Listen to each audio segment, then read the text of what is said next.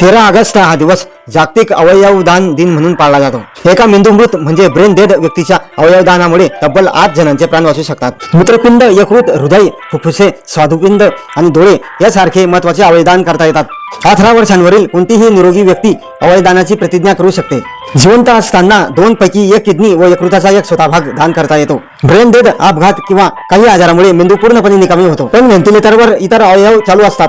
हृदय बंद पडून मृत्यू झाल्यास केवळ डोळे आणि त्वचा दान करता येते. हे मृत्यूनंतर 6 तासांच्या आत करावे लागते. म्हणून अवयव दान करणे किती महत्वाचे आहे. 13 ऑगस्ट हा दिवस जगभरात आंतरराष्ट्रीय दावखुरे दिवस म्हणून साजरा केला जातो. पुण्यश्लोक अहिल्यादेवी होळकर माळवा प्रांताच्या एक महान न्यायप्रिय आणि तत्वज्ञानी महाराणी होत्या. त्यांनी 1766 ते 1795 या काळात अत्यंत कुशलतेने राज्य केले. प्रजेसाठी केलेल्या जनकल्याणकारी कार्यामुळे त्यांना पुण्यश्लोक ही पदवी बहाल करण्यात आली आहे. त्यांचा मृत्यू 70व्या वर्षी 13 ऑगस्ट 1795 रोजी झाला होता.